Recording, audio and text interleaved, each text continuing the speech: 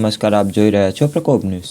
Chhota Udepur SN કોલેજના મેદાનમાં ભવ્ય આદિજાતિ જન ઉત્કર્ષ 2024નું આયોજન કરવામાં આવ્યું। સૌપ્રથમ પ્રાર્થના સાથે મહોત્સવનો આરંભ થયો અને ખાસ મહાનુભાવોનું ભવ્ય સ્વાગત કરવામાં આવ્યું।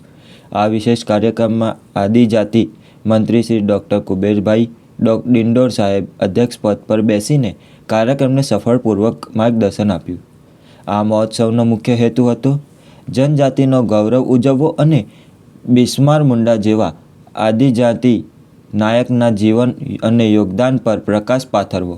મંત્રીશ્રીએ આ પ્રસંગે સરકારશ્રીએ જનજાતિ વિકાસ માટે ચલાવેલ વિવિધ યોજનાઓ વિશે માહિતી આપી અને જનજાતિની ગૌરવ ગાથાને ઉજાગર કરી। આ પ્રસંગે આદિજાતિ કલાકારોએ લોકનૃત્ય અને ગીતોની ભવ્ય પ્રસ્તુતિ આપી। આદિજાતિ લોકનૃત્યોની રમઝટે કાર્યક્રમને આનંદમય બનાવી દીધો અને શ્રોતાઓએ પણ તેનો ભરપૂર આનંદ માણ્યો।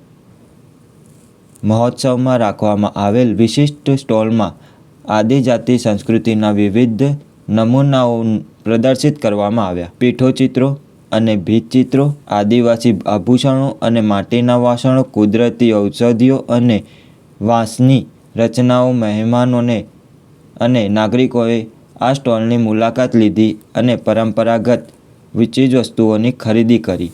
મહોત્સવમાં ઉપસ્થિત મહાનુભાવો જેવા કે માનનીય ડૉક્ટર કુબેર ડિંડોર સાહેબ, મલકાબેન પટેલ, ભૂપેન્દ્રભાઈ રાઠવા, જયંતિભાઈ રાઠવા, અભયસિંહભાઈ તડવી અને અન્ય રાજકીય હોદ્દેદારો તથા અધિકારીઓએ મહોત્સવને ગૌરવમય બનાવ્યો। મહોત્સવના અંતે શ્રોતાઓએ આદિજાતિ ગૌરવગાથાને, સાંસ્કૃતિક વારસાની માહિતી મેળવી અને પરંપરાગત ગૌરવ ભરેલી ગાથાઓને સમર્થન આપ્યું। આદિજાતિ જન ઉત્કર્ષ 2024 દ્વારા આપણી સંસ્કૃતિ અને પરંપરાનું ઉઠમણું થયેલું છે।